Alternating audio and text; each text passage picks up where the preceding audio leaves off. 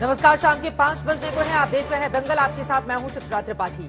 महाराष्ट्र की सियासत में जबरदस्त दंगल जारी है। अमरावती से निर्दलीय सांसद नवनीत राणा को बॉम्बे हाईकोर्ट से बड़ा झटका लगा है। इस वक्त की बड़ी खबर आपको देते हैं। हाईकोर्ट ने सख्त टिप्पणी की है, लेकिन आपको ये बताते चले, बड़ी जानकारी इस वक्त की निकलकर सामने आ रही है। नवनीत राणा की शिकायत पर लोकसभा का संज्ञान, ये इस वक्त की बड़ी जानकारी निकलकर सामने आ रही है। लोकसभा सचिवालय ने 24 घंटे में इस पूरे मामले में रिपोर्ट मांगी है। लोकसभा सचिवालय ने रिपोर्ट मांगी है, 24 घंटे के भीतर ही रिपोर्ट मांगी है।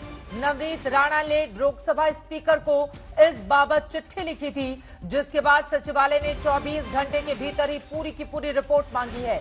आपको बता दें, अमरावती से निर्दलीय सांसद है नवनीत राणा, जिनके हनुमान चालीसा को लेकर सियासी दंगल ऐसा शुरू हुआ जो अब तक लगातार जारी है। इन सब के बीच हाईकोर्ट से बहुत बड़ा झटका नवनीत राणा को, तो वहीं दूसरी तरफ लोकसभा ने इस पूरे मामले में ले लिया है संज्ञान। They were at their house. They went there for the purposes of arresting both of them in connection with the earlier CR 500 of 2022, which was registered against them for offences under 153 capital A and other related charges under the Maharashtra Police Act. The most important fact which was brought to the notice of the court was, since they claimed that they were at the house between 5:15 p.m. and 6 p.m. in connection with arresting in the CR 500 of 22, our case is that the presence of the police officers in the house at that time was not in discharge of their public service or of their official duties. So there was no question of obstructing in the discharge of the official duties. I say this because the FIR 506 of 22 categorically shows that the purpose of visit was to arrest in respect of FIR 500 of 22. But just for your information, if you have missed it, FIR number 500 of 2022 has been registered at 5:23 p.m. on the 23rd of April 2022. The diary entry was made at 5:15 p.m. on 23rd of April 2022. So therefore, at the time when they went to the house of Ravi Rana and Navneet Rana, the FIR 500 of 22 was not in existence. So they could not have gone there for arresting them in connection with a non-existent FIR. That is the reason from day one I have been claiming before you all that this FIR is a false, bogus, concocted document. But this fact was brought to the notice of the court after the court completed the hearing, concluded the hearing. The court did not agree with us that it is not two separate cases, but one same transaction, one single whole transaction in which CR number 500 of 22 and 506 of 22 have been registered. The court did not agree with us.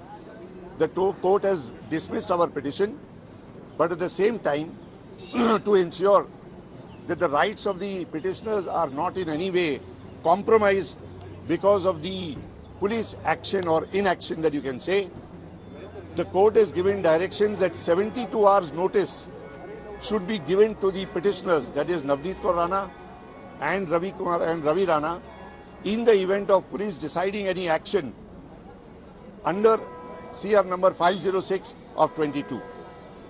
So now we will wait patiently for the police to give us the 72 hours notice. Once we get the notice under 72 hours, then we will decide what is supposed to be done. Till then, I am going to be waiting for His Lordship's orders. Once the order comes, we will go through the order and then we will decide after taking instructions from the accused.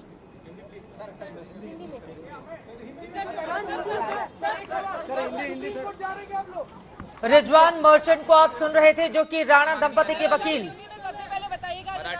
एक minute में पहला सब मिलके बोले हिंदी या मराठी? मैं पहला मराठी, फिर मैं रिहर्सल हो जाएगी मेरी, रिहर्सल हो जाएगी। मराठी चलो, राज्य भाषा पहिली। हो चला, विचारा।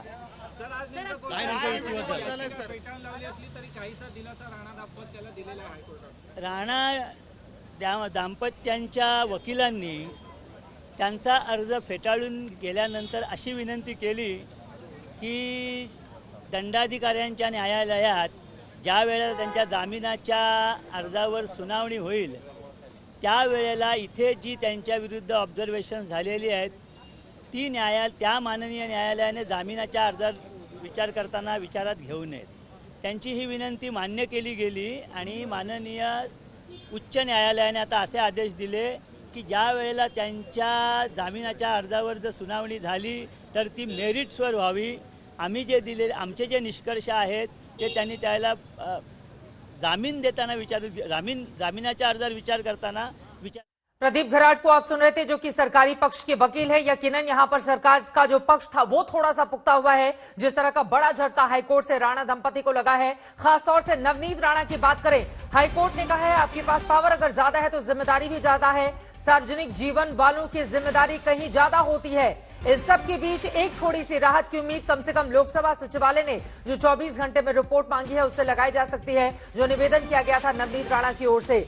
लगातार इस पूरे मामले में हंगामा जारी है. महाराष्ट्र की सियासत में नवनीत राणा और राणा दंपति, उनके पति रवि राणा पर जिस तरह की पॉलिटिक्स इस वक्त हो रही है, आगे क्या होगा ये बड़ा सवाल. लेकिन फिलहाल हाईकोर्ट से झटका लगा है नवनीत राणा को. हमारे साथ दो सहयोगी, विद्या हमारे साथ जुड़ चुकी हैं, कोर्ट के बाहर वो मौजूद हैं, और साथ ही हमारे साथ साहिल जोशी भी हमारे सहयोगी जुड़े हुए हैं. सबसे पहले विद्या, आपके पास आते हुए, कोर्ट में जो प्रक्रिया हुई, नवनीत राणा को किस तरह से झटका लगा है उसके बारे में विस्तार से आप बताएं. किस तरह की तल्ख टिप्पणी आज बॉम्बे हाईकोर्ट की ओर से की गई है नवनीत राणा को लेकर? जी देखिए, सबसे पहले तो अदालत ने सबसे पहले न सिर्फ नवनीत और रवि राणा के बारे में कहा, but in general public representatives किस तरह से बिहेव करते हैं उस मुद्दे पर सबसे पहले बात किया था. इसके बाद उन्होंने रवि और नवनीत राणा के बारे में भी बात करते हुए कहा कि जो ये मुद्दा था हनुमान चालीसा के पढ़ने का, वो आप किसी और के पर्सनल स्पेस में घुस के कैसे कर सकते हैं. अगर आपको हनुमान चालीसा पढ़ना है तो आप अपने घर में पढ़िए, कहीं और जाके एक सड़क पब्लिक रोड के करेंगे या फिर आप किसी और के सामने करेंगे, ये सही नहीं है. इसके अलावा अदालत ने ये भी कहा कि एज ए पब्लिक रिप्रेजेंटेटिव, जैसा कि कहावत है कि विद पावर कम्स रिस्पॉन्सिबिलिटी, इस बात को कोट करते हुए अदालत ने साफ कहा. हालांकि थोड़ी सी राहत मैं आपको बता दूं चित्रा की दी है अदालत ने, वो ये कि क्योंकि एक एप्रीहेंशन था नवनीत और रवि राणा को कि जो वो अगर पहले वाले एफआईआर से जैसे ही बेल पे छूटेंगे, क्योंकि अभी आपको याद हो अगर वो जेल के अंदर है इस वक्त, जैसे ही वो उनको बेल अगर मान लीजिए मिल जाती है तो दूसरे एफआईआर में जो खार में ही रजिस्टर्ड है उसमें पुलिस गिरफ्तार कर लेगी. अदालत ने इस बात पर जो गौर फरमाते हुए कहा कि 72 आवर्स का नोटिस मुंबई पुलिस को अगर गिरफ्तार करना है अगर नवनीत राणा और रवि राणा को, तो 72 आवर्स का नोटिस देना पड़ेगा. इस बीच 72 आवर्स में वो अदालत जाके एंटिसिपेटरी बेल एप्लीकेशन के लिए अप्लाई कर सकते हैं. तो ये थोड़ी सी राहत मिली है. लेकिन अगर जो जिस तरीके से जो पेटिशन है उसको डिसमिस किया है, जिस तरीके की बातें कही गई हैं, उससे जरूर लगता है कि अदालत एकदम नाखुश था. जितनी बड़ी पावर उतनी बड़ी जिम्मेदारी होती है. नवनीत राणा जो कि निर्दलीय सांसद है, उनको लेकर ये तल्ख टिप्पणी सामने आई है बॉम्बे हाईकोर्ट से. साहिल जोशी के पास हम सीधे चलेंगे. साहिल, यकीनन जिस तरह की टिप्पणी की गई है, कम से कम महाराष्ट्र सरकार इसको लेकर राहत महसूस कर सकती है, क्योंकि इनडायरेक्टली एक तरह से ये फटकार कही जा सकती है नवनीत राणा को लेकर कि आप अपने पर्सनल स्पेस में हनुमान चालीसा पढ़ें, लेकिन दूसरों की जगह पर जाकर अगर आप हनुमान चालीसा पढ़ते हैं या पढ़ने की कोशिश करते हैं तो यह कतई जायज नहीं है. चित्रा, हाईकोर्ट ने बिल्कुल इस पूरे मामले के जड़ पर ही वार किया हुआ है, क्योंकि इसका मामला ही शुरू हुआ जब रवि राणा अचानक उठकर बोलने लगे कि मैं मुख्यमंत्री के पर्सनल निवास स्थान मातोश्री के सामने जाऊंगा. कार्यकर्ताओं को उन्होंने बोला कि वहां जाके हम हनुमान चालीसा का पठन करेंगे. उसके बाद 3 दिन तक ये मामला ऐसे ही चलता रहा. बयानबाजी चलती रही, शिवसेना की तरफ से बयानबाजी हुई कि करना है तो आपके घर पे करिए. महाराष्ट्र के गृह मंत्री ने भी कहा कि अगर आपको हनुमान चालीसा का पठन करना है तो मंदिर में करिए, कहीं और करिए, दूसरे के घर के बाहर जाकर क्यों कर रहे हैं. मामला यहां तक आगे बढ़ा कि उन्होंने अपना एक टाइम टेबल भी दे दिया कि हम इस ट्रेन से निकलेंगे, इस तरीके से मुंबई पहुंचेंगे. लेकिन एक दिन पहले ही वो मुंबई पहुंच गए. उसके बाद शिवसैनिक उनके घर के बाहर जमा हो गए. उन्होंने अपना एक हुड़दंग वहां पर मचाया और उसकी वजह से ये पूरा मामला कानून सुव्यवस्था का मामला बन गया. रविवार को मुंबई में देश के प्रधानमंत्री आने वाले थे, नरेंद्र मोदी आने वाले थे, उनको लता मंगेशकर पुरस्कार मिलना था. उसके चलते 149 का नोटिस उनको थमा दिया गया था. अब मामला ये है कि माजिद मेमन साहब इस वक्त हमारे साथ वरिष्ठ वकील जुड़ चुके हैं. सीधे मैं उनका रुख करूंगी. माजिद साहब, आज जो कोर्ट की कार्रवाई हुई है उसमें जो टिप्पणी की गई है खासतौर से राणा दंपति को लेकर, उसे किस तरह से देख रहे हैं आप? देखिए, ये बात बड़े दुख से मुझे कहनी पड़ती है कि उनकी गिरफ्तारी से पहले जब उनको नोटिस दिया गया था, दोनों को, नवनीत को और उनके पति को रवि को, तो तभी मैंने अपने रिएक्शन में कहा था कि एक जिम्मेदार विधायक, एक जिम्मेदार सांसद को ये समझना चाहिए कि उन्हें रास्ते पर शोर तमाशा करके कानून व्यवस्था की शोभा नहीं देता, जो बात आज हाईकोर्ट ने कही। उनसे कहा था कि आप अपने वकील से सलाह ले लें, आपको हनुमान चालीसा करना है, उसके भी तरीके होते हैं, उसके भी संविधान में अधिकार के साथ में कुछ जिम्मेदारियां होती हैं। आप मुख्यमंत्री के घर के बाहर भीड़ जमा करें, आप मुख्यमंत्री के घर के बाहर शोर मचाएं, आप वहां कानून व्यवस्था की समस्या खड़ी करें, और जबकि प्रधानमंत्री के आगमन की सूचना थी तो आपको ये सब नहीं करना चाहिए था। ये मैंने उनसे विनती की थी, मैंने नवनीत जी से ये कहा भी था माध्यम के जरिए चुनाव कि भाई अगर मेरी आवाज आप सुन सकती हैं तो आप ये हरकत न करें, आप एक सांसद हैं, आप एक महिला हैं, आपको अपना सम्मान रखना चाहिए और इस तरह रास्ते पे वर्कर्स जो उतरते हैं उस तरह से आपको नहीं जाना चाहिए और शिवसैनिकों को चैलेंज करके कन्फ्रंटेशन नहीं करना चाहिए, कानून समस्या की प्रॉब्लम नहीं तैयार कर। उन्होंने बात नहीं सुनी। अब आज उसके वकील ने उनको सलाह दिया कि आइए हमारे खिलाफ ये गलत का लगा दिया गया, हम हाईकोर्ट ने फटकारा उन्हें कि आप अगर आपके पास अधिकार है तो आपके साथ उसकी जिम्मेदारियां भी उतनी होती है जितना अधिकार होता है। ठीक है। तो मुझे दुख हुआ कि उनको इस तरह की। माजिद साहब, आप वरिष्ठ वकील हैं, महत्वपूर्ण बातें आप कह रहे हैं, लेकिन चूंकि आप एनसीपी के नेता भी हैं, इस वजह से मेरा अगला सवाल आपसे ये है, एक चुने हुए प्रतिनिधि को लेकर उन्होंने खुद इस बात का जिक्र किया था कि 25 लाख वाली लोकसभा कॉन्स्टिट्यूएंसी को वो रिप्रेजेंट करती हैं, उनके ऊपर देशद्रोह की धारा लगा दिया जाना, क्या ये शुद्ध पॉलिटिक्स नहीं है महाराष्ट्र की? नहीं, देखिए ऐसा है कि उन पर जो भी धाराएं लगाई गई हैं, जब उन्हें न्यायालय के सामने पेश किया गया तो उन्होंने जमानत की अर्जी दाखिल की। न्यायालय ने उन्हें न्यायिक कोठरी देकर 29 तारीख की डेट दी और कहा कि आपकी जमानत की अर्जी पर सुना जाएगा। उनको, उनके वकील को, मैजिस्ट्रेट साहब जिनके सामने रिमांड रखा जाता है उनके सामने उन्हें मौका दिया जाएगा। वो वहाँ 50 बातें कह सकते हैं, सब कह सकते हैं कि ये धाराएं गलत लगी है, ये राजनीतिक हमारे पर अत्याचार, सब बातें उनकी सुनी जाएंगी, मगर उसके लिए उन्हें 29 तक के सबर करने की आवश्यकता थी।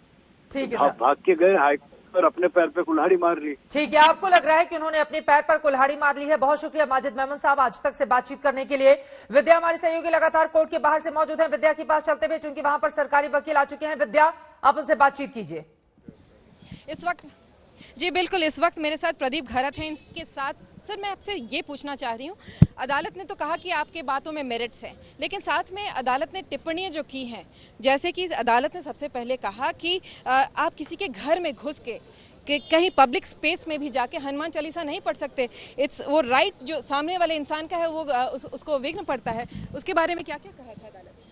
यही है कि ये जो है जो सामान्य जनता की भावना है, जो कानून है और जो न्यायालय कहता है, इसका सबने आदर करना चाहिए। हमें भी, और मेरा कहना ऐसा है कि ये न्यायालय ने बताने की जरूरत नहीं थी और न्यायालय को ये बताना पड़ रहा है। और न्यायालय ने जो कहा है कि when you have great powers you have great responsibilities also, ऐसा न्यायालय को कहना पड़ा है। यानी हम जो सामान्य आदमी समझ सकते हैं, वो लगता है जो रिस्पॉन्सिबल पोस्ट पे जो लोग हैं वो समझ नहीं रहे, इसके लिए न्यायालय को आज ये कहना पड़ा। और हमको ऐसा बोलने में, आपको एडवाइस देने में कुछ फायदा ही नहीं है।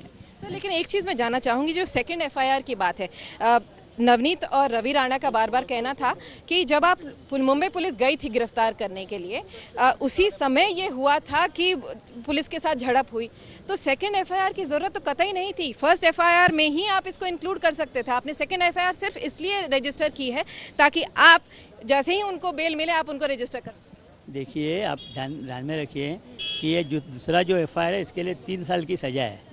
इसके लिए अगर इसमें इनको अरेस्ट करना तो भी उनको 41A की नोटिस देने, तो आप कैसे कह सकते हैं कि जैसे ही इधर से उनको जमानत हो गई तो यहाँ अटक कर सकते हैं? ऐसा कुछ नहीं है। वैसा कानून में अगर आप वैसी कहें तो वैसा भी कहा जाता है कि किसी भी केस में अरेस्ट करना जरूरी भी नहीं है। हर एक केस में क्या पुलिस चार्जशीट डालने तक अरेस्ट भी नहीं करती? क्या मुंबई पुलिस गिरफ्तार नहीं करती उन लोग को? दूसरे में क्या बता सकते हैं? अगर जरूरत ना पड़ी तो क्यों अरेस्ट करेगी? तो अभी इसके अलावा पुणे में, उस्मानाबाद और अमरावती 3 जगह और एफआईआर है। वो अलग इशू है। वो क्या इशू है? वो मुझे पता नहीं। वो एफआईआर अगर आप मुझे दिखाओगे उसमें क्या कहना है कंप्लेनेंट का, शिकायत करने वाले का, तो मैं जरूर आपको बताऊंगा। लेकिन इस वक्त अभी फिलहाल उन्हें एक में वो अंदर है, बेल के लिए अर्जी दी हुई है, दूसरे में उनको हल्की सी राहत मिली है, 72 आवर्स का नोटिस उनको देना पड़ेगा जो मुंबई पुलिस। 3 और एफआईआर हैं, तो अभी लंबा चलेगा इनका प्रकरण। 27 को आपको रिप्लाई फाइल करना है उस बेल वाले में, क्या कहेंगे? देखिए, मैं बताया वो जो बातें मुझे कुछ पता नहीं है। नहीं, आप ही का एफआईआर है सर? हमारा जो एफआईआर है कार वाला ही 27 को हमें से देना है, 29 को हमको बहस करनी है। तो क्या कहेंगे? अभी मुझे ऐसा समझा है कि उन्होंने यहाँ दूसरा अर्जी किया जमानत का, जिसके लिए वो जो है पहला वो विड्रॉ करेंगे। अगर विड्रॉ एक सेकंड, ये पहली बार पता चला। क्या एफआईआर? दूसरी बात, दूसरा जमानत का अर्ज इन्होंने सेशंस कोर्ट में किया अभी, जो वो कर नहीं सकते। वहाँ का जब पेंडिंग है या प्रलंबित है तभी इस कोर्ट में वो कर नहीं सकते, लेकिन उन्होंने वो किया है, मुझे उसकी कॉपी दी है अभी। अच्छा, हाँ। तो क्या कह रहे हैं उस बेल अर्जी में, कुछ बता पाएंगे? कुछ पता नहीं, अभी देखूंगा तभी समझेगा। और वैसा उतना ही मैं बता सकता हूँ कि वो ऐसा कर नहीं सकते, पहला उसका निर्णय लगना चाहिए। जैसा कि लीगली हाँ, मजिस्ट्रेट कोर्ट में दरअसल इसके पहले ऑलरेडी एक बेल की अर्जी है। सर, एक आखिरी सवाल मैं आपसे जानना चाहूंगी, अगर मान लीजिए उन्होंने सेशंस कोर्ट में बेल मूव किया है और उसमें आपको से भी फाइल करना, क्या कहेंगे आप अपोज करने के लिए? वो मुझे देखना चाहिए उनके बेल में उनका कहना क्या है। अभी जो बेल फाइल किया, सवाल आएगा वैसा जवाब दिया जाएगा। सर, जो अभी जो फाइल किया उसका तो बता दीजिए। कौन सा अभी फाइल किया उसकी बात करें? वो भी मैंने अभी तक देखा नहीं है। वो मुझे बांद्रा में तो फाइल किया सर आपके? बांद्रा में जो किया है मुझे कॉपी दी है, लेकिन उसका से अभी जब पुलिस तैयार करेगी, मेरे पास भेजेगी, तभी मैं उसमें देखूंगा क्या है वो। तो ये थे प्रदीप खरत जो बता रहे थे कि इस पूरे मामले में दिन ब दिन पेचीदगी बढ़ती जा रही है। अभी राणा और नवनीत राणा और रवि राणा है, उन्होंने एक अर्जी, बेल की जो अर्जी है पहले वाले एफआईआर में, जिसकी सुनवाई मजिस्ट्रेट कोर्ट में बाकी थी, उसको वहीं पेंडिंग रख के इन्होंने दूसरी बेल अर्जी दर्ज कर दी है। आपके पास लौट कर आती हूं, साहिल जोशी भी हमारे साथ लगातार बने हुए हैं, लेकिन आज कोर्ट के भीतर क्या कुछ हुआ, दोनों ही तरफ से पक्ष विपक्ष के किस तरह के दावे रहे। रिजवान मर्चेंट जो कि राणा दंपति के वकील, प्रदीप घराट जो कि सरकारी वकील, आप देखिए राणा दंपति को राहत नहीं मिली है, सार्वजनिक जगहों पर हनुमान चालीसा पढ़ने को लेकर फटकार लगाई गई है बॉम्बे हाई कोर्ट की ओर से, और ये अपने आप में काफी महत्वपूर्ण, क्योंकि इसको लेकर पॉलिटिक्स लगातार बीते 3-4 दिनों से जारी है। हालांकि बीते हफ्ते भी हम सब ने देखा था एक जगह हनुमान चालीसा पढ़ने के बाद जो ऐलान किया गया था नवनीत राणा को लेकर, नवनीत राणा ने, उसके बाद वहां पर राजनीति गर्मा गई थी। लेकिन ये जो तल्ख टिप्पणी है, सार्वजनिक जगहों पर हनुमान चालीसा पढ़ने को लेकर फटकार लगा है नवनीत राणा को। पर्सनल स्पेस में किसी के नहीं पढ़ सकती हैं आप हनुमान चालीसा, उन्होंने कहा है आप अपने घर में पढ़ें, मंदिर में पढ़ें, लेकिन किसी के भी दूसरे के पर्सनल स्पेस में आप जाकर नहीं पढ़ सकते। हाईकोर्ट की ओर से ये तल्ख टिप्पणी की गई है और यकीनन इसके जरिए बड़ा झटका, हालांकि उम्मीद अपनी बेल के जरूर नवनीत राणा की ओर से और उनके पति रवि राणा जो कि विधायक हैं, उन दोनों की ओर से की जा रही थी, लेकिन कोर्ट की इस टिप्पणी के जरिए ही समझिए कि मामला किस तरह से गंभीर। आगे बढ़ते हुए जल्दी से अपने दर्शकों को बता देते हैं, सांसद नवनीत राणा और रवि राणा पर धारा 153A यानी धर्म के आधार पर दो समूहों के बीच दुश्मनी को बढ़ावा देने के मामले में गिरफ्तारी की गई थी। बाद में पुलिस ने राणा दंपति पर धारा 353 के तहत एक और केस दर्ज किया। फिर रविवार को बांद्रा कोर्ट में अभियोजन पक्ष ने पुलिस रिमांड की मांग की थी, हालांकि बाद में उसको खारिज कर दिया गया था। इन दोनों पर राणा दंपति पर राजद्रोह की धारा भी लगाई गई है। और आज जो टिप्पणी की गई है हाई कोर्ट के जज की ओर से, वो अपने आप में काफी ज्यादा महत्वपूर्ण। इसी वजह से प्रदीप घराट जो कि सरकारी वकील हैं, वो मुस्कुराते हुए मीडिया कैमरों के सामने आकर अपनी बात कह रहे थे। सीधे साहिल जोशी का रुख करते हुए, साहिल, पूरे मामले में एक तरफ पॉलिटिक्स किस तरह से महाराष्ट्र की आगे बढ़ती हुई दिखाई दे रही है, वहीं दूसरी तरफ अब नवनीत राणा, उनके पति रवि राणा के पास किस तरह का ऑप्शन देख रहे हैं आप खुद को बचाने के लिए? देखिए, अभी तो बात साफ हो गई है कि नवनीत राणा और रवि राणा के पीछे भारतीय जनता पार्टी पूरी ताकत के साथ खड़ी है। आज की जो प्रेस कॉन्फ्रेंस देवेंद्र फडणवीस की रही, उसमें उन्होंने साफ शब्दों में कहा कि जिस तरीके से नवनीत राणा और रवि राणा की गिरफ्तारी हुई वो गलत हुई, सेडिशन का चार्ज जो उन पर लगाया गया वो गलत हुआ। इतना ही नहीं, उन्होंने यहां तक कहा कि अगर वो हनुमान चालीसा पढ़ने की कोशिश करे तो उसमें गलत क्या था, हनुमान चालीसा उन्हें पढ़ने देना चाहिए था। बीजेपी पूरी तरीके से नवनीत राणा के साथ खड़ी है, ये बात यहां पर साफ नजर आ रही है। तो ऐसे में सियासी लड़ाई में विपक्षी पार्टी उनके साथ में, लेकिन ये जो हाईकोर्ट का झटका लगा है उसके बाद सरकार के लिए एक फेस सेविंग मिल गया है, इतना हम कह सकते हैं। देखिए, सेडिशन का चार्ज अदालत में साबित होना यह बड़ा मुश्किल है। इससे पहले सरकार ने जब इस तरीके के चार्जेस लगाए, फिर वो असीम गुप्ता जो एक कार्टूनिस्ट थे उनके खिलाफ लगाए, वो टिक नहीं पाया। उसके बाद इसी तरीके के चार्ज एल्गार परिषद के मामले में जो चार्ज लगाए थे वही सिर्फ जिस पर सुनवाई चल रही है और चार्जशीट फाइल की गई है। लेकिन इस तरीके के चार्जेस आमतौर पर अदालत में साबित होना, प्रूव होना बड़ा मुश्किल हो जाता है। लेकिन जो बाकी चीजें हैं, जो आज का हाईकोर्ट का जजमेंट रहा है, वो उनके लिए काफी भरोसेमंद साबित होगा, क्योंकि उसके बाद एमएनएस ने भी एक डेडलाइन दी है कि 3 मई के बाद उनकी पार्टी मस्जिदों के बाहर जाकर लाउडस्पीकर पर हनुमान चालीसा लगाएगी। अब सरकार के पास एक साधन है, हाईकोर्ट की टिप्पणी का साधन उनके पास है। आज एक ऑल पार्टी मीटिंग उस पर बुलाई गई थी, उसको लेकर राजनीति में क्या होने वाला है वो भी हम देख सकते हैं। कुल मिलाकर इसी मुद्दे पर आने वाले कुछ दिनों में राजनीति चलती रहेगी। महानगर पालिका के चुनाव जैसे जैसे नजदीक आते रहेंगे, इन्हीं मुद्दों पर हमें राजनीति करती हुई नजर आएगी, आगे बढ़ती हुई दिखाई देगी। साहिल, मैं फौरन लौटूंगी आपके पास। ये महत्वपूर्ण बातें आपकी ओर से कही गई हैं। कुल मिलाकर ऐसा लग रहा है कि बीजेपी और शिवसेना अपनी पुरानी जो भी सियासी रंजिश है उसको नवनीत राणा के बहाने पूरा कर लेना चाहते हैं। इन सबके बीच आपको बड़ी जानकारी देते, देवेंद्र फडणवीस ने नवनीत राणा को लेकर क्या कुछ कहा था, एक बार सुन लेते हैं, उसके बाद चर्चा में आगे बढ़ेंगे। सुनिए पूर्व मुख्यमंत्री देवेंद्र फडणवीस। इसमें आश्चर्य की बात यह है कि राजद्रोह का, देशद्रोह का, सिडिशन का आरोप उनके ऊपर लगाया जाता है। अगर हनुमान चालीसा बोलना ये देशद्रोह होगा, ये राजद्रोह होगा, तो हम में से हर व्यक्ति ये राजद्रोह करेगा। हम सारे के सारे हनुमान चालीसा बोलेंगे और अगर सरकार में हिम्मत है तो सरकार हमारे ऊपर राजद्रोह का गुनाह लगाकर दिखाए। देखिए, उनको नोटिस दिया था जब वो अमरावती में थे, यहाँ भी उनको नोटिस दिया था। जानबूझ के इन्होंने पुलिस का आदेश का पालन नहीं किया, इसलिए उनके ऊपर कार्रवाई हुई। ऐसे पुलिस अपना काम कर रही है। ऐसे कि जानबूझ के किसी के ऊपर अटैक नहीं हो रहा है। अभी बीजेपी के कितने नेता हैं, लेकिन 2-4 नेता अगर ऐसा एकदम अशांति निर्माण करने के लिए कृत्य करेंगे और पुलिस कार्रवाई नहीं करेगी तो क्या पुलिस चुप बैठेगी?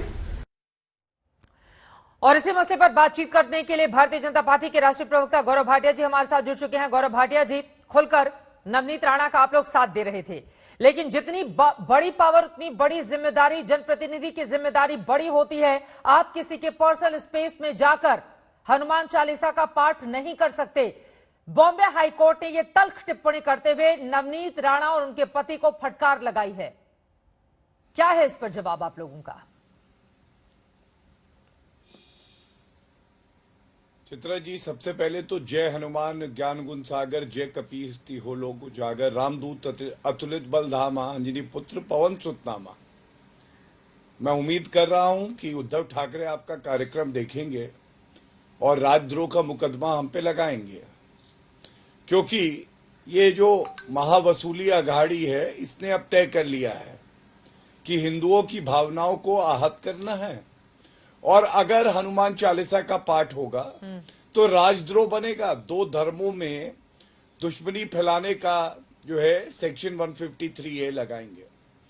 आज मेरे मन में एक सवाल आया, और देखिए बड़ी जिम्मेदारी से, क्योंकि मैं न्यायालय का ही सिपाही हूं, मैं यही कहूंगा उच्च न्यायालय ने जो भी फैसला दिया उसको आप चुनौती तो दे सकते हैं, लेकिन उस पर कोई तल्ख टिप्पणी मैं तो नहीं कर सकता। लेकिन उनकी 2 टिप्पणियां जो है बहुत दूर तक जाएंगी, और बड़ी जिम्मेदारी से कहता हूं। पहली टिप्पणी उन्होंने, हाईकोर्ट ने कहा है कि जो पर्सनल स्पेस है, जो किसी का निजी स्थान है, जो घर है, इसमें आप जो है धार्मिक कोई भी पाठ नहीं कर सकते। सही बात है।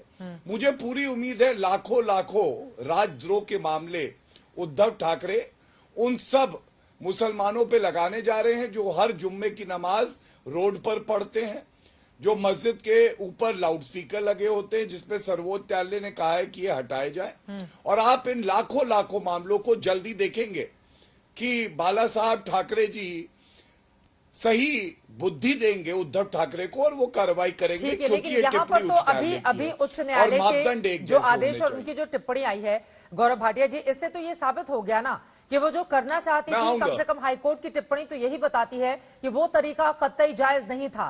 एक चुने हुए प्रतिनिधि को जिम्मेदारी के तहत बातचीत करनी चाहिए। और बार बार शिवसेना की ओर से आरोप लगाए जाते रहे कि नवनीत राणा के पीछे दरअसल आप लोग खड़े हैं। हाँ, चित्रा जी, भारतीय जनता पार्टी हर उस हिंदू के साथ खड़ी है जो भगवान हनुमान में, भगवान राम में, भगवान शिव में अपनी आस्था रखता है।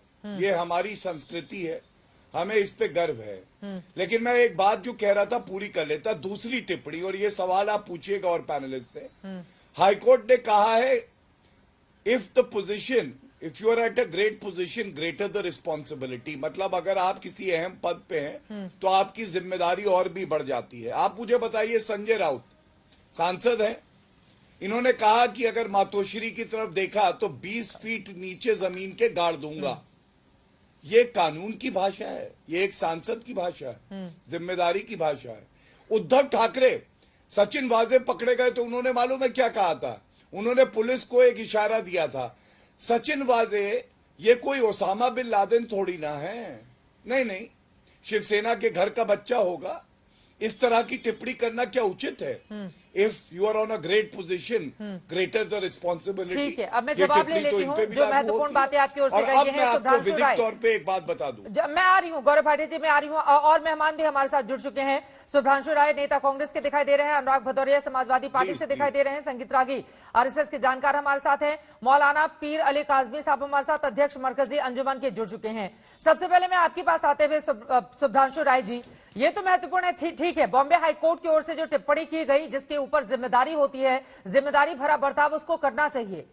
लेकिन आपकी भी जो सहयोगी पार्टी के नेता हैं, उन लोगों की ओर से किस तरह की भाषा का इस्तेमाल एक चुने हुए सांसद के लिए किया जा रहा था कि जमीन में गाड़ दूंगा अगर कोई मातोश्री के भीतर झांक कर देखता है तो। और आज उनके शिवसेना के मुखपत्र में देखिए नचनिया और किस किस तरह के शब्दों का इस्तेमाल किया गया है। ये कौन सी भाषा होती है सुधांशु जी, जिसका जिक्र कर रहे थे गौरव भाटिया?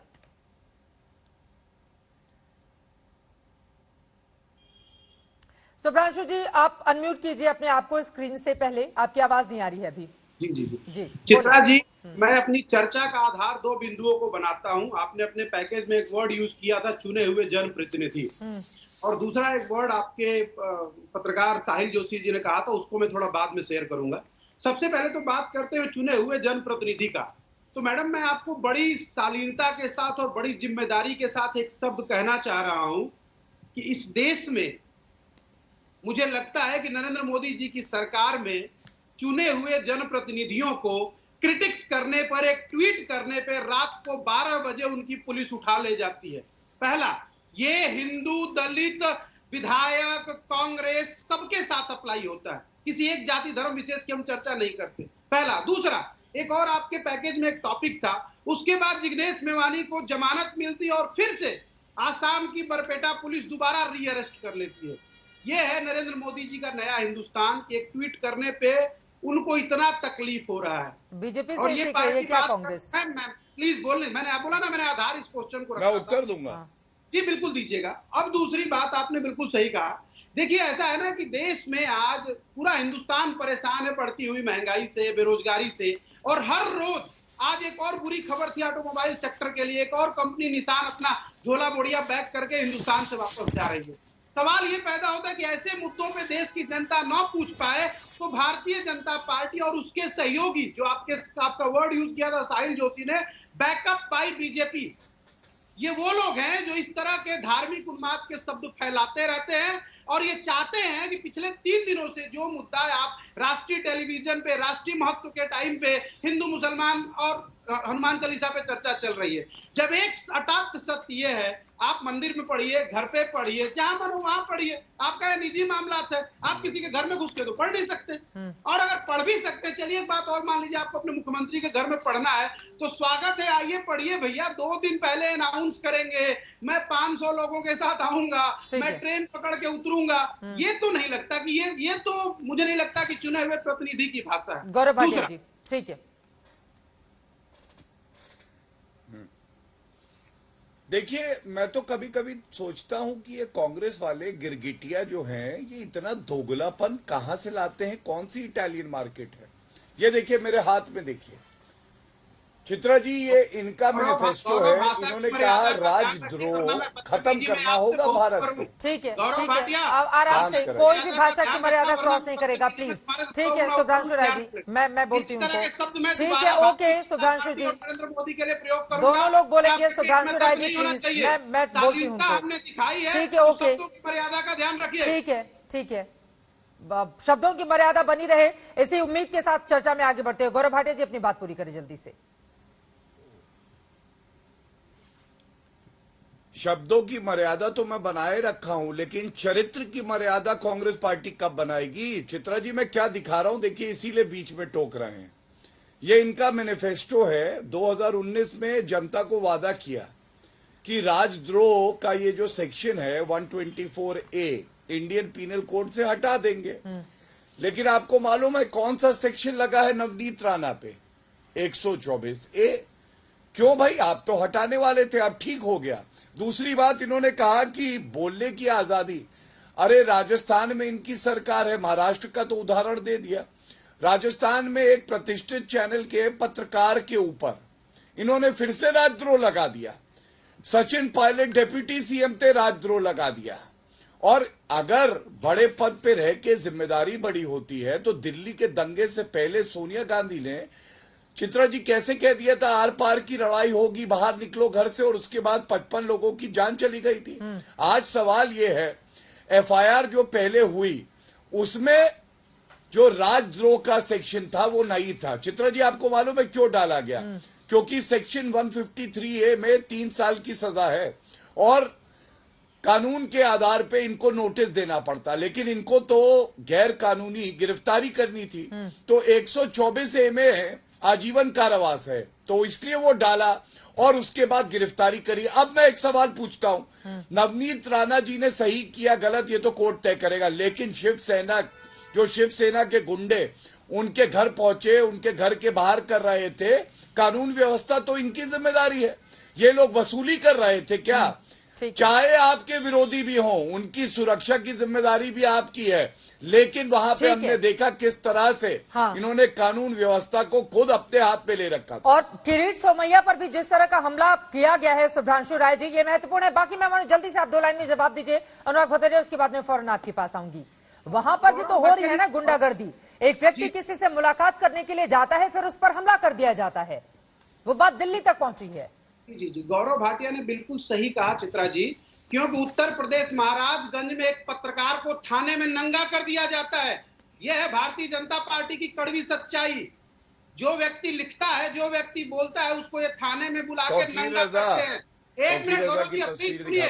अब रही दूसरी इंपॉर्टेंट बात, आपने बिल्कुल सही जिक्र किया। एक बार तो अपने मुंह से बोलिए भैया कि जिग्नेश मेवानी को किस जुर्म में गिरफ्तार किया था? नहीं, जो सवाल पूछा नवनीत राणा के लिए अब शब्द कहना, भैया वो दलित जमीन में 20 फीट गाड़ दूंगा, ये ठीक है या गलत? ये बताइए, इधर उधर की बात क्यों कर रहे हैं? ये समझ में आ रहा है गौरव भाटिया जी कि अब जब आपका चेहरा, अब आपके चेहरे के सामने से जब आईना हटाया जा रहा है, उत्तर प्रदेश महाराजगंज में थाने में, अरे हमारा चेहरा तो अच्छा है, आपके अपना चेहरा देखिए। पार्टी के पास जिन्होंने बदसूरत कांग्रेस की सूरत है। आपने लोकतंत्र के चौथे, आप मेरा जवाब दीजिए, मैं आपका देता हूँ। ये जवाब दीजिए गौरव भाटिया, किस आईपीसी के तहत आपने थाने में एक पत्रकार, ये देखिए ये कौन है? एक लाइन, ये विशेला साहब और बगल में कोबरा। की राजनीति जारी रहेगी। ये विशेला साहब और बगल में कोबरा, कोबरा दिख रहा है। उसके बाद बाकी 3 मेहमान भी इंतजार कर रहे हैं। ठीक है, ओके। 5:31 हो गए हैं। बाकी लोगों की भी एक एक टिप्पणी लेना जरूरी है। सुधांशु जी, किरीट सोमैया पर हमला मामले में मैंने आपसे जवाब मांगा था, एक लाइन में बोलेंगे आप या यूपी आ जाएंगे? मैं तो, मेरा काम है बोलना। अरे मैं यही तो बोल रहा हूँ कि एक पत्रकार को महाराजगंज उत्तर प्रदेश में थाने में नंगा कर दिया। चलिए ठीक है, गौरव भाटिया जी इसका जवाब देंगे। पत्रकार का वो मामला उठा रहे हैं। गौरव भाटिया जी आप जवाब दीजिएगा इसका जरूर, लेकिन उसके पहले बाकी के तीनों मेहमानों की जल्दी जल्दी मैं टिप्पणी ले लेती हूँ। अनुराग भदौरिया जी, पहले आपके पास आते हुए, हालांकि महाराष्ट्र का मामला है, लेकिन आप लोगों को भी लग रहा होगा कि जो हो रहा है वो ठीक हो रहा है। बीजेपी समर्थक, निर्दलीय सांसद, सबके खिलाफ ठीक हो रहा है। देखिए, जब बजरंगबली की बात होती है तो मुझे लगता है जब गीता की बात हो, बजरंगबली की बात हो, रामचरितमानस की बात हो, तो भारतीय जनता पार्टी को संयम से और उसको सही उच्चारण करना चाहिए। गलत पढ़ने से प्रभु नाराज होते हैं। अगर नहीं आता है तो आप पूछ लेते मुझसे, मैं बोल देता जय हनुमान ज्ञान गुण सागर, जय कपीस तिहु लोक उजागर, रामदूत अतुलित बल धामा, अंजलि पुत्र पवन सुत नामा। उसके आगे भी पढ़ दूंगा, लेकिन आप आंख बंद करके प्रभु को महावीर विक्रम बजरंगी, कुमति निवार सुमति के संगी, कुमति निवार सुमति के संगी, कंचन वरन विराज वर्चुएसा, कानन कुंडल कुंचित केसा, हाथ बजो ध्वजा विराजे, कांधे मूंज जनेऊ साजे, शंकर सुवन केसरी नंदन। अच्छा, पढ़ लिया तोता उड़ गया, प्रभु आंख तोता टेक्स अ फ्लाइट, आंख बंद कराओ, पिंजरा खोलो, प्रभु का ध्यान दो, आंख बंद करने प्रभु का ध्यान दो, की आंख बंद होती है तभी आदत हुई है। ज्ञान सागर पढ़ना सीखो।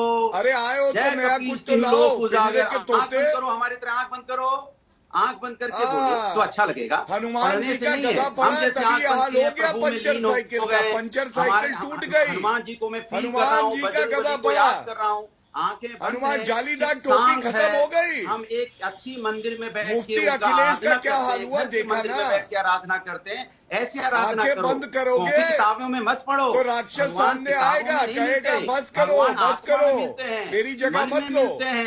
तन के अंदर होते हैं, किताबों में नहीं आप खोजा करो। आज की जो चर्चा का विषय, जिस सवाल पर लोग यहाँ पर चर्चा करने के लिए बैठे हैं, हनुमान चालीसा सबका सुनने के लिए प्लीज अनुराग भदौरिया जी, गौरव भाटिया जी, ठीक है, हनुमान चालीसा पढ़ना बहुत अच्छी बात होती है, दिन भर में जितनी बार मन उतनी बार आप पढ़ें हनुमान चालीसा, लेकिन अनुराग भदौरिया जी, गौरव भाटिया जी, सवाल पर चर्चा करने के लिए सवाल का जवाब देना है, सवाल का जवाब हनुमान चालीसा नहीं होता है।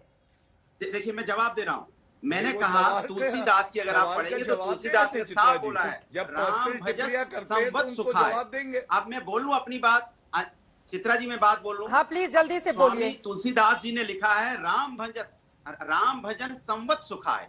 राम का भजन खुद की खुशी के लिए होता है, खुद के खुशी के लिए होता है, पर पीड़ा के लिए नहीं होता है। ये पर पीड़ा के लिए प्रभु राम का नाम लेते हैं, सोचिए बजरंगबली का नाम लेते हैं। ये तो मैंने नहीं था, ये तो तुलसीदास जी बोल गए हैं। ये संवत सुखाए के लिए होता है, ये पर पीड़ा के लिए नहीं होता है। ये प्रभु राम का नाम दूसरों को पीड़ा देने के लिए लेते हैं। सोचो आप, इनकी मानसिकता देखिए, ये प्रभु राम का राजनीतिकरण करते हैं। ठीक है संगीत रागी जी, जल्दी से पर आपका रुख करते हुए एनसीपी की प्रवक्ता भी जुड़ चुके हैं, उनके पास मैं फौरन जाऊंगी। सबसे पहले आपका रुख करते हुए, मतलब ये अब सारा हिसाब किताब हो जाएगा क्या हनुमान चालीसा के मुद्दे पर राजनीतिक दलों का, और एक दूसरे को जोर जोर से हनुमान चालीसा सुनाकर क्या संदेश दिया जा रहा है? नहीं, हनुमान चालीसा सुना कहां पाएंगे, आने तो चाहिए। चित्रा जी, एक त्वरित टिप्पणी, जिन लोगों ने बाबर की इमारत को बचाने के लिए भगवान राम के कारसेवकों पर हत्या की, गोलियां चला करके सरजू का रक्त लाल किया, वो अब रामायण की चौपाई पढ़ रहे हैं, तो ये बड़ा शुभ संकेत है। दूसरी बात, गौरव भाटिया जी ने नहीं है प्रभु, ऐसा नहीं है प्रभु, आप ये दूसरों पे आरोप लगाने, नहीं, गलत बात हिंदुस्तान में। ठीक है, उनकी बात हो जाए फिर आप बोलिएगा अनुराग भदौरिया, उनकी बात पूरी नहीं, टोक दूं, अगर झूठ बोलेंगे तो टोक दूं। प्रभु सुन लिया मेरा, प्रभु राम सभी के हैं और बजरंगबली भी सभी के हैं। ये झूठा नाटक करके रोड पे लाके प्रभु राम को रोड पे लाके आप उनकी आराधना करना चाहते हो? ठीक है, आप जवाब दे रहे हैं संगीत रागी का, अनुराग भदौरिया जी, ठीक है, मैं लौटूंगी आपके पास, उनकी बात हो जाए। मजाक करना चाहते हो संगीत रागी जी, जल्दी से प्लीज अनुराग भदौरिया, ठीक है, ओके। अनुराग भदौरिया जी, बाकी दो मेहमान भी हमारे साथ हैं, अभी तक किसी ने कुछ नहीं बोला है, प्लीज संगीत रागी को बोलने दीजिए। सीमा जी हमारे साथ मौजूद है, मौलाना साहब हमारे साथ मौजूद है, प्लीज गौरव भाटिया जी, माफ कीजिएगा अनुराग भदौरिया जी, अनुराग भदौरिया जी का ऑडियो थोड़ा डाउन कीजिएगा प्लीज, वो मानेंगे नहीं। ठीक है, संगीत रागी जी जल्दी से अपनी बात को आगे बढ़ाएं आप। चित्रा जी कोर्ट ने एक बहुत इंपॉर्टेंट टिप्पणी की है, प्राइवेट और पब्लिक स्पेस की बात की है, ये बहुत महत्वपूर्ण टिप्पणी है। और मुझे लगता है कि जो लोग अजान के विरोध में बात कर रहे थे और जो लोग ये कह रहे थे कि सड़कों पर नमाज नहीं पढ़ा जाना चाहिए, कोर्ट ने लगभग उस चीज को जस्टिफाई किया है। और मुझे लगता है कि कोर्ट जो है इतनी हिम्मत दिखाती कि ऐसे नमाजियों के खिलाफ भी वो टिप्पणी की बात करते और आगे उन पर कार्रवाई के लिए भी आगे आएंगे। तीसरी बात एक चीज है, जहां तक भाषा का सवाल है, सवाल एक मुझे लगता है कि महाराष्ट्र सरकार पर भी कोर्ट ने एक टिप्पणी की है जिसको हम नजरअंदाज कर रहे हैं। उन्होंने एक ढंग से इस जजमेंट में ये भी एक ऑब्जर्वेशन भी ये कहा था कि आपको 72 घंटे का नोटिस देनी चाहिए, यानी कि आपने जो सांसद की गिरफ्तारी की है कहीं न कहीं उसमें गड़बड़ झाला हुआ है, और यही कारण है कि सांसद को उन्होंने कहा है कि अगली सुनवाई में आपके इस मुद्दे पर टिप्पणी हम आपकी सुनेंगे कि आपको बेल देना चाहिए, क्योंकि कहीं ना कहीं कोर्ट को ऐसा लगता है कि जो गिरफ्तारी हुई है वो गलत है। किसी एफआईआर को क्वैश करने पर आप देखेंगे सामान्यतः जरा जब देशद्रोह की धारा लगा दी जाती है तो सामान्यतः एकाएक हाई कोर्ट उनको क्वैश नहीं करता है, एक लंबी प्रक्रिया उसमें गुजरती है। एक अंतिम बात और करूं, मैं कल भी कहा था कि जब भाषा का सवाल हो, गौरव भाटिया जी ने भी उठाया, और मैं ये भी कह रहा हूं कि भाई यही उद्धव ठाकरे थे ना जिन्होंने योगी जी के लिए कहा था रामलीला मैदान से, दशहरे की रामलीला के समय, कि भाई उनको चप्पल से मारा जाना चाहिए। एक मुख्यमंत्री की भाषा ऐसी हो सकती है दूसरे मुख्यमंत्री के लिए, और फिर आप कहते हैं आपके प्रति तो सब कोई संवेदनशील हो, आप किसी के प्रति संवेदनशील नहीं हो। सीमा मलिक जी, ये दोनों चीजें नहीं चल सकती। आप अपने लिए जिस तरह के व्यवहार की उम्मीदें करते हैं वैसा ही व्यवहार तो आपको दूसरों के लिए भी करना पड़ेगा ना। बिल्कुल करना पड़ेगा। देखिए मैंने थोड़ा लेट ज्वाइन किया है, मुझे ज्यादा पता नहीं डिबेट में पहले क्या हुआ, पर देखिए मैं तो सिर्फ इतना कहूंगी कि देखिए हम लोग महाराष्ट्र में हमारी सरकार है जिसको कि बहुत दिनों से, बड़े संक्षेप में मैं आपको कहूंगी, ये सबको ये बात पता है कि जिस तरह के एफर्ट्स किए जा रहे हैं कि हमारी जो महाविकास आघाड़ी सरकार को हिलाने के, जैसे जब से हम आए हैं तब से वो कह रहे हैं कि ये सरकार 2 महीने में चली जाएगी, 2.5 महीने में चली जाएगी, और जब कुछ नहीं होता, देखिए रामनवमी में भी इन लोगों ने इतनी कोशिश करी पर कुछ हुआ नहीं, सब कुछ अच्छे से हो गया। तो अब जिस तरह की देखिए चुनी हुई सांसद है नवनीत राणा जी, उनको इतना रिक्वेस्ट करने के बाद भी वो बिल्कुल एडमेंट थी कि नहीं मैं तो आऊंगी, और एक सार्वजनिक प्लेस में किसी की निजी, मतलब किसी के घर के सामने या घर के अंदर आप आके कहते हैं कि मैं हनुमान चालीसा पढ़ेगी। देशद्रोह की धारा किस मामले में लगाई गई है? हनुमान चालीसा वो पढ़ना चाहती थी, इस वजह से देशद्रोह की धारा लगा दी गई उनके ऊपर। नहीं, ये बिल्कुल, ये तो मतलब स्पेकुलेशन लगाने वाली बात है। मैं माननीय रागी जी को भी सुन रही थी अभी, जिस तरह से वो कह रहे थे कि कोर्ट ने ये किया है। तो देखिए ये कोई मीडिया ट्रायल नहीं है, यहाँ पर बैठ के अगर कोई चीज, कोई मैटर जो है अगर इसमें कोर्ट में है, वो कौन सा गुना था एक्चुअली हम लोगों को पता नहीं है। मैं जानकारी के लिए चाह रही हूँ। देखिए मैं उन्होंने देशद्रोही कौन सी गतिविधि की थी जिसके बाद उनके ऊपर देशद्रोह की धारा लगाई गई? देखिए चित्रा जी, आप मुझे जिस भी कहें, जो मैटर कोर्ट में है और जो जिन्होंने धारा लगाई होगी उन्होंने कुछ सोच के लगाया होगा। मेरे ख्याल से उन्हें लॉ की मेरे से ज्यादा नॉलेज होगी, और तो इसलिए मैं कोई नहीं होती कोर्ट के ऊपर या पुलिस के ऊपर यहाँ पर बैठकर टिप्पणी करने के लिए। मुंबई पुलिस एक one of the best police है मेरे ख्याल से वर्ल्ड की, और उन्होंने जो कुछ किया होगा, उन्होंने जो चीज उन्हें ठीक लगी होगी वो उन्होंने किया होगा। तो उसमें मैं तो I am by profession also I am a doctor, तो मैं कोई नहीं होती कि मैं इस पे टिप्पणी करूँ यहाँ पर बैठकर की। जो उन्होंने कुछ किया होगा तो उन्होंने कुछ सोच के किया होगा। आज देखिए उनको बेल रिजेक्ट हुआ है, तो इस पे ये स्पेकुलेशन लगाना कि नहीं वो 72 आवर्स की वजह से हुआ होगा, तो मुझे नहीं लगता कि ये कोई ठीक बात है। दरअसल जिस बात को हम इतने हल्के में किनारे कर रहे हैं वो बात इतनी हल्की है नहीं। सीमा जी, आपकी बातें बहुत महत्वपूर्ण हैं, लेकिन देशद्रोह की धारा लगाना एक सांसद के ऊपर, और अगर आप नेता हैं एनसीपी की या कोई भी नेता यहाँ पर सत्ता पक्ष के बैठे हुए महाराष्ट्र के, उनकी ओर से ये नहीं साबित किया जा रहा है कि ये धारा किस जुर्म में लगाई गई है, तो पलट के सवाल पूछा जाएगा। मैम आपसे मौलाना कादरी साहब बहुत लर्नेड लोग बैठे हुए हैं वहां पर, वो डिसाइड करेंगे मैम, है ना। I think I am no one to decide this. ठीक है, गौरव भाटिया जी एक लाइन में जल्दी से आपकी टिप्पणी। मौलाना साहब जुड़ चुके हैं हमारे पास, मैं उनके पास फौरन जाऊंगी। मौलाना पीर कादरी जी, एक बड़ी बात यहां पर संगीत रागी की ओर से कही गई है। देखिए किसी के भी पर्सनल स्पेस में जाकर आप हनुमान चालीसा का पाठ नहीं कर सकते, इसको लेकर तीखी टिप्पणी नवनीत राणा के खिलाफ की है कोर्ट ने। यही चीजें फिर नमाज पढ़ने वाले उन लोगों के खिलाफ भी लागू होनी चाहिए, इस बात को आप मानेंगे? कम से कम अब ये तो हर धर्म पर लागू होना चाहिए ना कि पर्सनल स्पेस में आपका जो भी धर्म है उस धर्म के लिए आप एक जगह निर्धारित कीजिए, वहां पर उसका खूब पालन कीजिए, लेकिन दूसरों के पर्सनल स्पेस में आप किसी भी तरह की दखलंदाजी मत दीजिए। सुनिए, जहाँ पर शरारत के लिहाज से जाकर अगर कोई इबादत की जाएगी तो यकीनन जो है वहां पर आपत्ति होगी। ये जो लोग जाकर हनुमान चालीसा पढ़ने की बात कर रहे थे, ये सिर्फ उत्पात मचाने के लिए और हमारे अपने देश का वातावरण बिगाड़ने के लिए काम कर रहे हैं।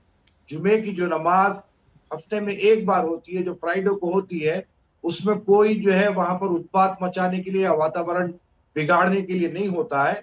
और ये जो काम फिलवक्त महाराष्ट्र में किया जा रहा है, मैंने समझता है कि हमारे देश के हित में होगा, बल्कि हमारे देश के लिए नुकसान होगा, क्योंकि हमारी गंगा जमनी तहजीब खराब हो रही है। हनुमान चालीसा विवाद बढ़ता जा रहा है। नवनीत राणा मातोश्री के बाहर हनुमान चालीसा पढ़ना चाहती थी। अब एनसीपी के एक कार्यकर्ता ने गृह मंत्री को खत भेजकर पीएम आवास के बाहर हनुमान चालीसा के साथ ही नमाज पढ़ने और नमोकार मंत्र की इजाजत मांगी है।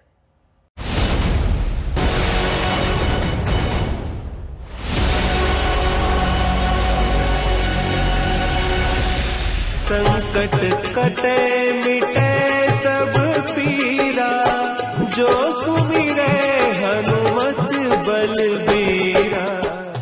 ऐसी मान्यता है कि हनुमान चालीसा का पाठ करने से सारे संकट और दुख मिट जाते हैं। लेकिन देश की मौजूदा सियासत का मिजाज ही कुछ अलग है। यहाँ हनुमान चालीसा के नाम पर हर रोज नए सियासी संकट खड़े हो रहे हैं। बात यहाँ तक पहुँच गई कि हनुमान चालीसा की लड़ाई पीएम आवास तक आ गई है। ये फहमीदा हसन है, एनसीपी की कार्यकर्ता। आज से पहले फहमीदा को मुट्ठी भर लोग जानते थे, लेकिन आज वो सुर्खियों में है। इसकी वजह है गृह मंत्री अमित शाह को लिखी उनकी चिट्ठी।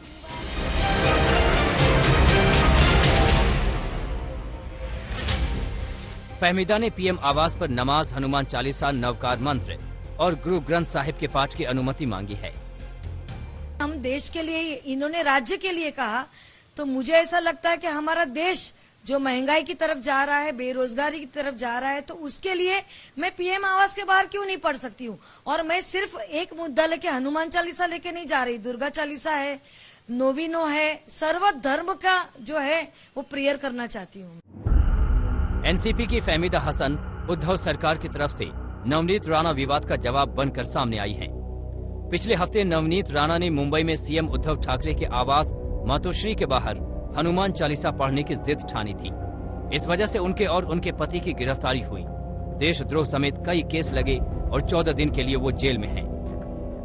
एक सांसद होने के नाते नवनीत राणा जी को आज महंगाई कम होने के बारे में बोलना चाहिए था, रोजगारी जो बेरोजगारी बढ़ गई है, रोजगार देने के बारे में बोलना चाहिए था। हमारे देश को कैसे हम आगे लेके जाए और जो लोगों की समस्या है, सबसे पहले तो मैं गृहिणी होने के नाते हमारे रसोई घर में जो एक दबाव पड़ा है बड़ा, वो दूर करने की हम बात करेंगे। हम देश हित में, राष्ट्र हित में बात करेंगे। गृह मंत्री अमित शाह को फहमीदा खान की चिट्ठी सियासत के किसी मास्टर स्ट्रोक से कम नहीं है, क्योंकि नवनीत राणा का समर्थन और फहमीदा खान का विरोध दोनों एक साथ नहीं हो सकता। कहीं न कहीं लकीर खींचना जरूरी है। कुल मिलाकर मुद्दा भले ही हनुमान चालीसा के पाठ का हो, लेकिन इसके पीछे असल जंग महाराष्ट्र की राजनीति की है, जिसमें हर कोई खुद को बड़ा हनुमान भक्त दिखाना चाहता है, अपनी पार्टी को हिंदुत्ववादी बताना चाहता है। आज तक ब्यूरो।